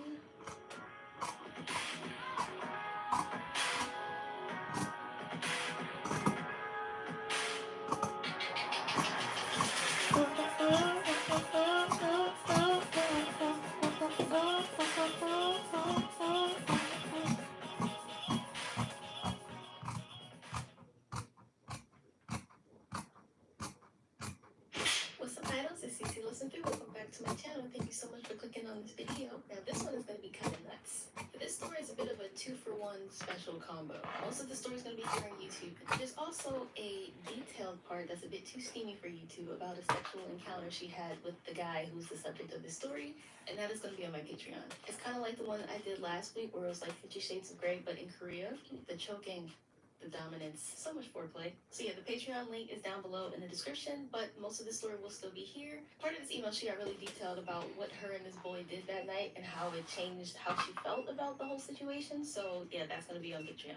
For this story time, she basically begged me not to mention her name, not that we ever really do anyway. I think so far only like 1 or 2 girls said, oh, here's my name, you can call me my name. But most of the time they don't want to be known because she knows that she's not the victim of the story. She knows she's in the wrong. She just had to follow what felt right to her. And she already said she's not even going to read the comments because she knows a lot of y'all are going to be upset. I know she knows. But she wanted to Girl, share don't this get because me she can't believe copyrighted. what she did, and she can't believe what happened to her in Korea. So let's go. For this story, we'll call her Jane. You can take that like Jane from Tarzan, or maybe a Jane Doe due to her anonymity. What? Anonymity? Anonymity. Anonymity. Also, this story kind of reminds me of something similar that happened to me a few years ago. I don't think I've ever told anyone this on YouTube, like ever. Only like my friends know about this because I didn't want to get in the way of 2 friends. Yes. But you know what? It's similar to this story, so I feel like I might as well Y'all, I share it. have It's to been go years. soon. I Relationships have have a ended. It's little all one good to now. tend So if to. y'all want to hear my tea, then stick around to the end Hi. because I'll share my story after this story. So Jane was seeing this guy in Korea for a few weeks. We'll call him Moon. Hi, for the sake of the Kaylin. story. And in the beginning, like it often is, everything was great. Everything was perfect. Kaylin. A few weeks in, it's already still Hi. early days, so there's already things not. Wait. Well, that's kind of a warning. Wait. A No. lot of time together No, let early go. on Let go. the first Now. days, the first week or so. You're gonna break this. Out where he didn't want to go out of the house. He didn't want to really do anything or make plans. And every time he didn't want to hang out, he just wanted to go to her place because she lives alone and he does not. She said it also didn't take long before he was like too tired to do the naughty. It's only on 15%. It's dead. So On one fateful weekend, Jane finally got Moon to agree to hang out with her outside of her apartment, and they made plans. She somehow was able to get him to agree to go to the firework festival. That's right, guys, this story just happened last week. They're gonna do firework festival, dinner combo, perfect date night. I think Seoul has their festival like every October, like early October. I remember I went in 2019, and y'all, it is way too crowded. It's not even that fun. I remember we were going through the trenches to try to get a spot. Like it was couples everywhere, people everywhere. It was not that fun. But I do remember I felt a little like special because JB of God7 had posted on his story that he was watching. And I was like, oh my God, he's like right there. Like he was so close to us. And I'm sad, but I'm glad because we probably breathe the same air. Anyway, there was a problem with Jane and Moon's plans because Moon double booked himself. He told Jane he was free to have dinner with her and go to this firework festival, but he also promised his homies that they would meet up and hang out. So instead of canceling on the boys and instead of canceling on Jane, he said, let's just merge the events. I'm sure everybody will get along just fine. And then some. We could go. Jane was quite pissed. She was looking forward to having some one-on-one time with her mans. He's like, oh, come on, don't be that way. Look at it like this. You get to meet my friends, and that's like the first step in a real relationship, right? The friends gotta like. He almost break my door. He was just gonna go for drinks with his friends, and he was gonna do dinner and fireworks with her. So they're like, let's just do it all. Let's go to dinner, let's go to the fireworks, and then we get drinks. One yohan bomb. So Moon meets Jane at her apartment, and they were gonna head over to the restaurant together because his friends were already there. So when she gets there, there are 3 guy friends. 2 of the friends are miscellaneous. We don't really gotta worry about who they are, what their names are, or anything. But one of the friends is essential to the plot of this story. We'll call him Tay. And unfortunately, it didn't take long before Jane just started to feel completely invisible because like the boys got together, homies be homieing, and she has no idea why she's even there at this point.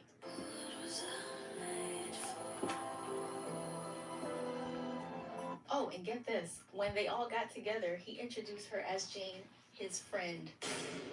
The nerve. So she's sitting there by herself, and they're all speaking in Korean, catching up with each other, and she's just like, wow, my purpose here is non-existent. I do not need to be here. So she did probably what any of us would do at that point. She pulled out her phone and just started scrolling social media and find somebody to talk to.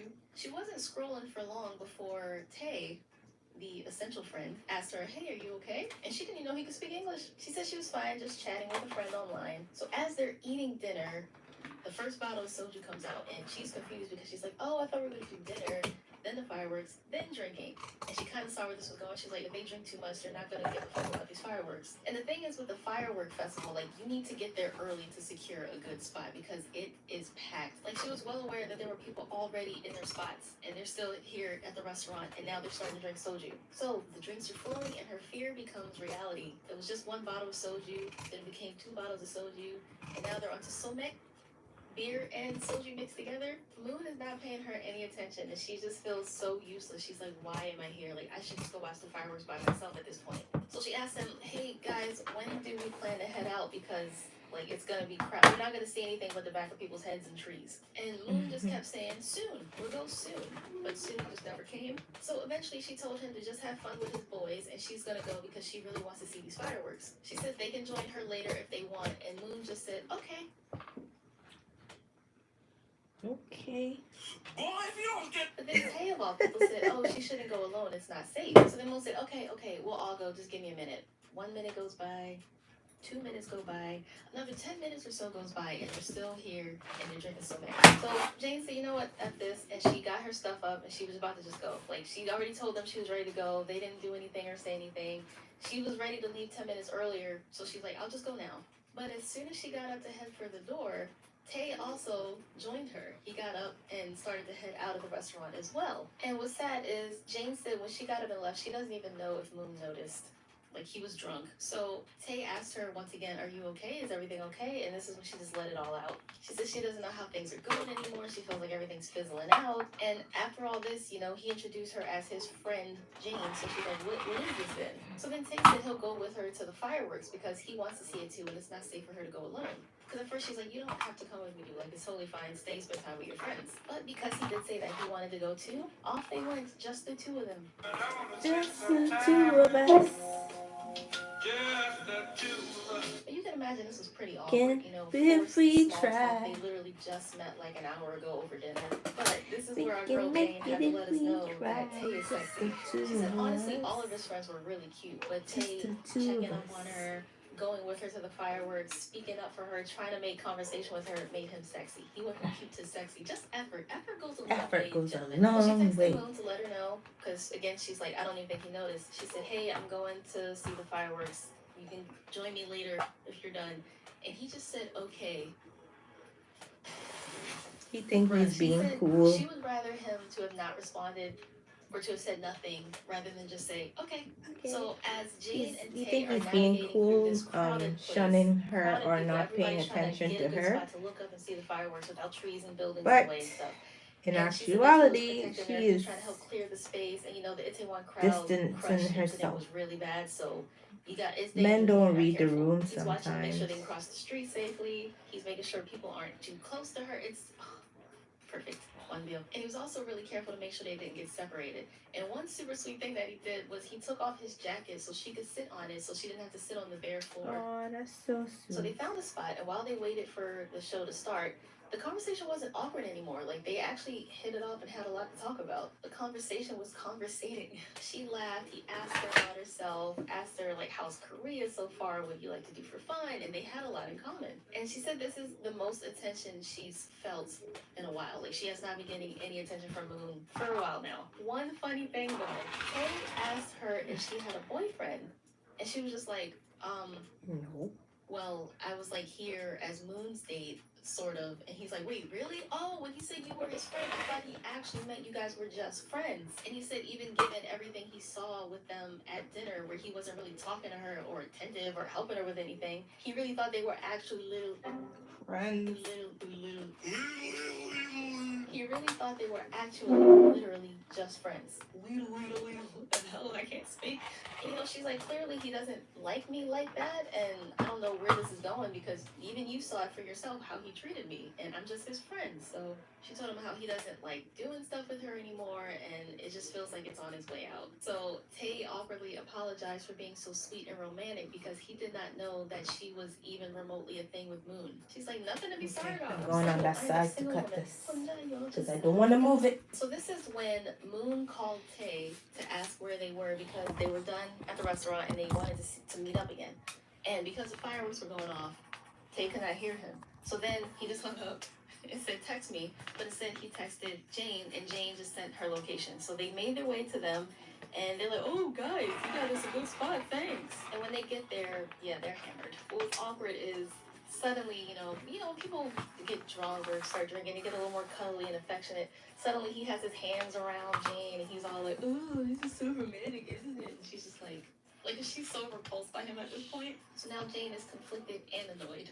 Like, she was really starting to feel Tay. Like, this was a nice little talk that she had with him. But she didn't know if it was because she felt neglected by Moon, or if there was something actually more real there with Tay. But either way, because Moon and Tay are friends, this is messy. So now the fireworks are over. The boys, Moon, they're like, hey, let's go get drinks now. She's like, didn't y'all just drink? What do you mean? Y'all want more? And Moon is drunk, but the two miscellaneous friends are smashed, or they're incoherent at this point. So she's like, y'all need to go home, go to bed. Jane, she doesn't really want to be a part of this next adventure in the bro night because it's not going to be fun babysitting these grown-ass men. But then Tay says that he'll go if Jane goes. And Moon asks why. Like, why does Jane have to be there for you to want to spend time with us? And Tay's like, look, I can't be the only sober one here. Like, that's not fun for me. Over dinner, he only had like a shot or two. He really didn't drink that much. So Jane said yes because she wants to spend more time with Tay. Let's do this. Ah. It is interesting, though, that even though Jane explained to Tay the situation, like, I was kind of dating Moon, he still was like, well, I'll go if you go. Like, he's like, I don't care. I like you.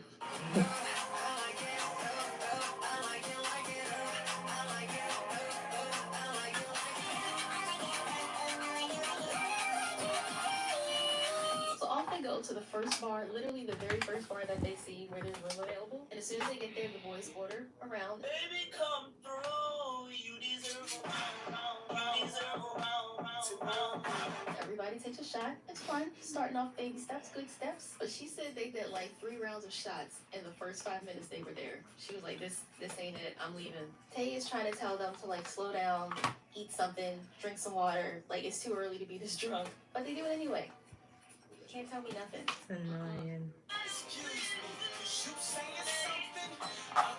Can't tell me nothing. Jane is buzzed, so she's good. She doesn't want to drink anything else. They were trying to do their best to sober up the boys, but it was a losing battle. So yeah, Jane decided to leave because after this first bar, they ended up going to like 2 more, and many rounds of alcohol later, she said, Fuck this shit, I'm out. Tay could see how upset Jane looked, and he apologized for the homies. But not only that, he's kind of the reason she decided to come because she only wanted to go because Tay was there. And the fact that Moon was back to ignoring Jane, she just is deaded.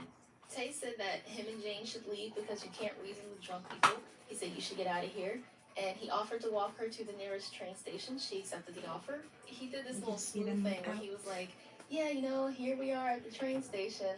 You should give me your number so you can text me when you make it back home safe so I know you're okay. So once they confirmed, call me, I got your number, cool. That's when Moon texted Tay and said he needed his help. And he realized he wasn't going to be able to just go home after this. He had to go back to the bar and watch the boys. He said he was going to try to get them all in a taxi, wish him luck, all that stuff. So Jane made it home safely, and she texted Tay to say as much. She asked him if he had any luck with getting the boys home yet, and he said they were actually in a taxi right now. They dropped off one. 3 more. You 2 more to go. So she wished him luck and thanked him for being so sweet to her all night. But at this point, she knew she liked Tay a lot more than Moon. Overall, it was a net win. The neglect from Moon, she said, helped clear her conscience for future decisions she's gonna make that we're about to get to. So the next day, Moon texted her. He said that he wanted to come over to her place to see her, but he wasn't feeling well. Hungover, duh, as expected. And he said he was just gonna sleep it off. She's like, yeah, not at all surprised. You were throwing him back last night like a child. But then Tay messaged her as well. He asked if this day was going better than yesterday, and he said that he hopes that she's not upset anymore. He hopes she's feeling better. And then they both like, oh yeah, Moon just texted me saying how he's hungover and he's gonna sleep it off. And I was like, oh yeah, like he's communicating with everyone effectively. So then Tay asks her what she's doing for the day. She says she's doing nothing. Tay's like, I'm also doing nothing. Let's do something together. Nothing. That was close. Let's do nothing coffee, together, you know, not that's innocent something. enough. But because they hit it off, they Okay, also decided to go to so the aquarium left, because Jane had always right. wanted to go. She had not been able to go yet. He said, oh, let's go now. They hit it off some more. Everything is going great. Is this a date? Are you allowed to call it that? Are they just hanging out? No sé. Pero el próximo día, Moon messaged her and was like, hey, so how was your day yesterday? Sorry, I was too sick to come and see you. She said, oh, it was cool, you know, just had a chill day. And Moon asked her what she did, like specifically, and she said, oh, I met up with Tay and we got coffee and we went to the aquarium. He said, oh yeah, cool. I just talked to Tay and he told me the same thing. I just wanted to make sure you were going to be honest with me. He needs some milk. Pop quiz? The fuck? She was like, why would I lie about that? It was just coffee and the aquarium. We didn't do anything yet. Sorry about that, guys. My camera battery just died and I was just about to get to the juicy bits. And she was like, after all, we're just friends. You introduced me as just your friend. I'm just your friend, so it doesn't matter, right? Friends can do whatever the fuck they want to do. So he could tell she was upset. He said he honestly didn't remember why, because he was drunk. But he apologizes for whatever he did. And he said he'll do better. And she figures it's like that classic jealousy thing, right? Like if you feel like you're losing someone to another person, suddenly you start to care more and want to put in more effort. You can't let them go, not without a fight. After this, Tay and Jane were talking about how Moon seems upset and how they do feel bad, but they also don't care that much. Why are my arms behind my back? He asked her how she felt about it. She says she honestly feels like it's a little too late, and she's kind of too late to apologize. You know how it's that thing of like, you take things for granted until somebody else wants what you have, you know, then you're like, wait, she's mine. Suddenly you start to care more. It's already very complicated, right? But then Jane asks Tay if he would like to come to her place. Please come over to my apartment. Naturally, he's like, huh? And she says she thinks if she sees him tonight, it can help give her some clarity on the situation. And Tay's hesitant. He's like, shouldn't we talk first? Bless him. He knows what's happening if he comes over. They're clapping some things, and I don't mean hands. Happening nasty girl. And Jane said this is the part of the story where she has to own up to how thirsty she was for this man. Anyway, Tay did obviously agree to come over to her place because he knew it was about to happen. So this is the YouTube version of what happened. The more detailed bit will be on Patreon. Link in the description. Check it out for the further details. So yeah, he did go over to her place and they did do the naughty. She said basically like the gist of things is that he was a lot more dominating than she expected, and she really liked seeing that side of him because outside he's all sweet and handsome and gentlemanly, like he was like protecting her in the crowd and making sure she was okay. He sat his jacket down so she could sit on it and not get grass butt wet and stuff. Grass In the butt privacy of her bedroom, her chambers. Suddenly he's pinning her and on top of her and making demands like call me daddy, like yeah. And she said it felt like he was also holding back a lot of those urges, so it was like this mutual clash of desire. So anyway, she said she loved the night they spent together, loved every second of it, and it definitely cleared up her mind, and she knew she wanted Tay, not Moon. So after the steam encounter, the next day, Moon texted her, and she said she knew she was over it when she did not feel bad at all. And this is the part where she's like, look, I know some people would judge me and call me like a villain because I should have ended things fully with Moon before pursuing anything with Tay. But she said something like, never close the door until another one opens. Yeah, one of those things. I hate her too much. It's just, we're all Never community. close. As of No, that don't it's just bridge like a last week. relationships. Like, That's it's what you fresh should here. say. Tay and Do Jay were never, taking things slowly, don't but being ever cautious bridge because, like, we relationship. don't Don't really stay in a want to tell Moon relationship to wait anything till until something there's else something comes to actually along. tell That's him. But really she did tell hurtful. Moon already that she doesn't Do see this not going bridge anywhere with him. relationship. But he's not really accepting that. He thinks that, oh, you're just having a bad day. Like, we'll be cool again. I'll come to your place soon. She doesn't like Moon, and Moon's not understanding that anymore. But it is hard when your homie is Mr. Still Your Girl, so that's gotta be awful. She keeps communication with Moon to an absolute minimum. She tries to not talk to him, but she also feels mean just not talking to him, so she does respond occasionally, but nothing to give him hope, but he still has hope, which I think she should just ghost him at this point. So that is the tea for now. Girl meets guy, things fizzle out. Girl meets guy's friends. Girl hits it off with guy's friend. They like each other, and that's where things are for now. I am sure we'll have updates in the future because, like I said, this just happened last week. Either things with her and Tay get Alright, better, y'all. or I'm maybe she gonna goes back call to it the Moon, or maybe night. everything dies out and everybody goes to each other. Who knows? No sé. But she'll keep us in the loop. So, thank you guys so much for watching. Oh wait, I forgot. I won't be So back tell you online my tomorrow, personal tea. so Mine is over on possibly autopilot. Monday So yeah, will I be was my in a next situation that was kind of online. similar to this back in 2016. I was on spring break with my So, boyfriend and 4 of his friends. Yeah, that was a lot. with that being 3 of said, his thank you One so of much his for the friends 4 had a likes. girlfriend Thank who you was so supposed to much come, for but she went the to a different time that uni, you so her spent spring here break was with a different me. time and it just didn't work out. And And I I was like, always appreciate I'm supposed to be that. alone with my boyfriend and 3 of his friends. Like, that sounds awful. I'm not gonna use their names or anything, but yeah, one of my boyfriends, a lot of guys to keep track of. One of my boyfriend's friends had a parent who had like a Alrighty. lot of See you frequent guys flyer miles and all these perks another and stuff. So they had a time. really nice Bye. hotel like right on Miami See you Beach, later. and it had a rooftop pool and everything. It was great. I was on my period that week, so that